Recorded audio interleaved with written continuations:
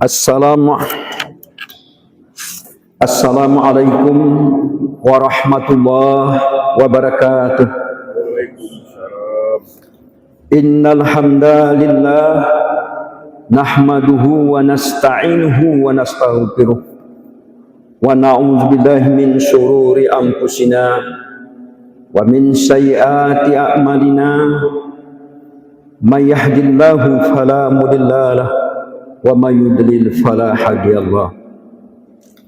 Asyhadu an la ilaha illallah wa asyhadu anna Muhammadan abduhu wa rasuluh.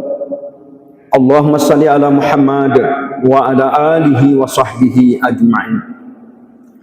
Amma ba' tengku-tengku jamaah subuh yang dicintai dan yang dirahmati oleh Allah Subhanahu wa taala. Sebagai hamba, mari kita selalu untuk meningkatkan ketakwaan kita kepada Allah Subhanahu wa taala. Selawat dan salam kepada Nabi kita Nabi besar Muhammad sallallahu alaihi wasallam. Yang sama-sama kita hormati yaitu Bapak Kan Kemenak dan pengurus beserta Ketua MPU yang hadir bersama kita dan seluruh jamaah yang dirahmati Allah, pendengar RRI dimanapun berada, pemirsa TV Ruhama yang dirahmati Allah. Pada subuh yang berbahagia ini, sebagai pengulang kaji, penceramah memberikan judul yaitu beberapa dasar hukum tentang memperingati kelahiran Nabi kita Nabi besar Muhammad sallallahu alaihi wasallam. Yang pertama dasar hukumnya yaitu Al-Quran. Sebagaimana firman Allah di dalam surat Yunus ayat 58. A'udzubillahi minasyaitonirrajim. Bismillahirrahmanirrahim. Qul bifadlillahi wa birahmatihi fa idzalika falyabrahu huwa khairum mimma yajma'un. Yang artinya, katakanlah, dengan anugerah Allah dan rahmatnya, yaitu kelahiran Nabi kita Nabi besar Muhammad sallallahu alaihi wasallam, hendaklah mereka menyambut dengan senang gembira. Itu lebih baik daripada apa yang mereka kumpulkan. Berdasarkan tafsir Ibnu Katsir menjelaskan ayat ini bahwa kepada kita bahwa rahmat dan kasih sayang atas anugerah kelahiran Nabi kita Nabi besar Muhammad sallallahu alaihi wasallam, kita bergembira menghadapinya, kita bergembira menerimanya. Bagaimana tanda-tanda kita bergembira itu? Yaitu kita selalu berselawat kepada Nabi kita Nabi besar Muhammad sallallahu alaihi wasallam. Di mana para ulama ada yang mengatakan perbanyak beribadah. Di samping kita berselawat kepada Nabi kita Nabi besar Muhammad sallallahu alaihi wasallam, dan juga kita berinfak dan bersedekah. Infak yang sedekah yang utama di dalam memperingati kelahiran Nabi ini adalah bagaimana kita meriahkan kelahiran Nabi kita Nabi besar Muhammad sallallahu alaihi wasallam itu dengan menginfak sedekah kita, melaksanakan acara yang meriah dan meriah sekali. Itu adalah suatu kecintaan kita kepada Nabi kita Nabi besar sallallahu alaihi wasallam. Sebagaimana yang kita ketahui bersama bahwa pengurus masjid kita, pengurus Ruhama kita, insya Allah akan melaksanakan Maulid Nabi, yaitu dengan meriah, insya Allah memotong lembu ataupun memotong lembu, insya Allah. Ini bagaimana kita sebagai jamaah untuk mendukungnya. Kita dukung dengan doa, kita dukung dengan salawat, dan kita dukung dengan infak dan sedekah kita. Semoga acara ini meriah dan mendapatkan kebanggaan bagi kita semua untuk memperingati kelahiran Nabi kita Nabi besar Muhammad sallallahu alaihi wasallam. Kemudian hukum yang selanjutnya di dalam Al-Quran Ali Imran ayat 164. Di dalam surah Ali Imran ayat 164 ini dijelaskan bahwa kehadiran Nabi kita Nabi besar Muhammad sallallahu alaihi wasallam itu yaitu untuk memberikan, menerangkan, membacakan ayat-ayat Allah kepada kita umat manusia, dan untuk mensucikan umat manusia. Di mana kehadiran Nabi kita Nabi Muhammad SAW yaitu untuk membacakan ayat-ayat Allah dan mensucikan umat manusia, bahkan mengajarkan Al-Quran dan Sunnah kepada umatnya.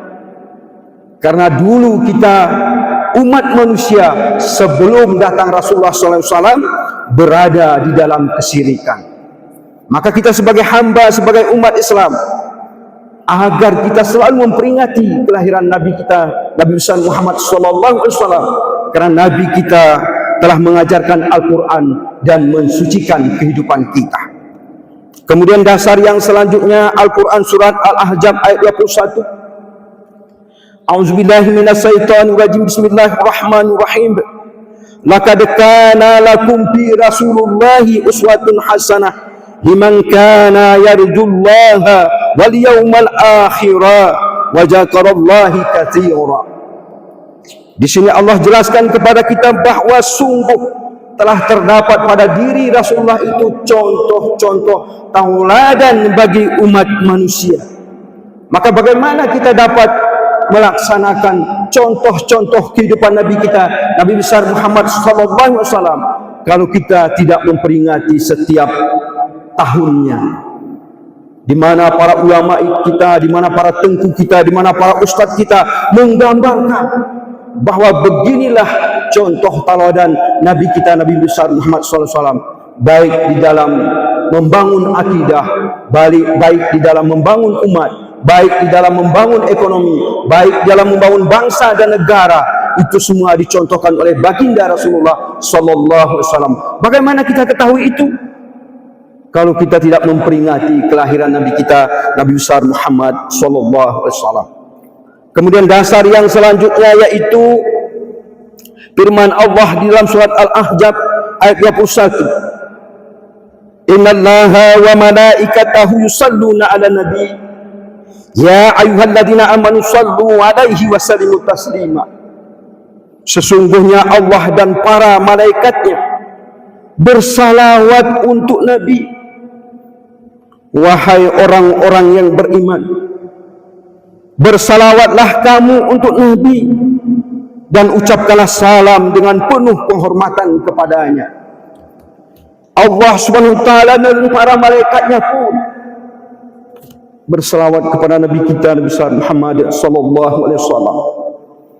Kita sebagai hamba, sebagai umat akhir zaman yang selalu dicintai oleh Rasulullah, maka kita pun harus selalu bersalawat kepada Nabi kita Nabi Muhammad sallallahu alaihi wasallam.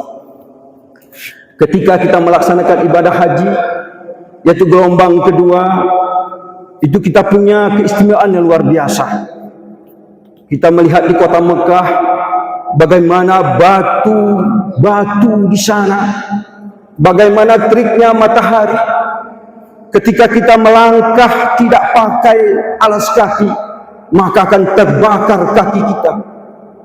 Begitulah sedihnya, begitulah perjuangan Rasulullah dalam melaksanakan dakwah di atas batu yang begitu, ke bahasa kita ini sikil, di atas batu yang begitu berat dan panas sekali Rasulullah mengembangkan dakwah.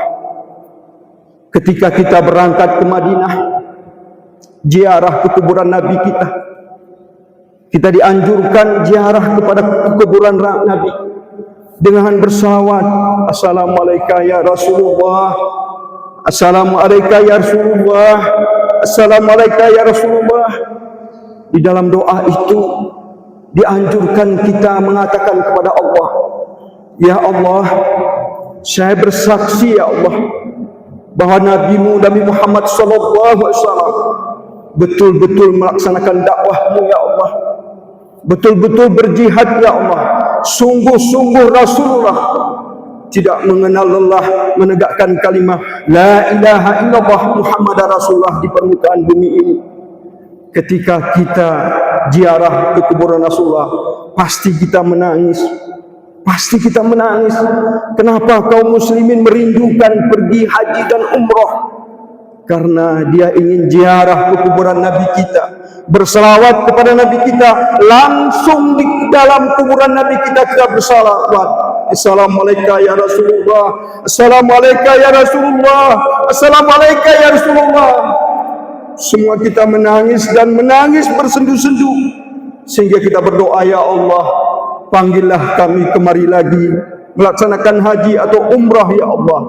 Itulah cinta kita kepada Rasulullah. Maka kita sebagai hamba selalu berselawat kepada Nabi kita Muhammad sallallahu alaihi wasallam dan selalu memperingati kelahiran Nabi kita setiap tahun dan sekali.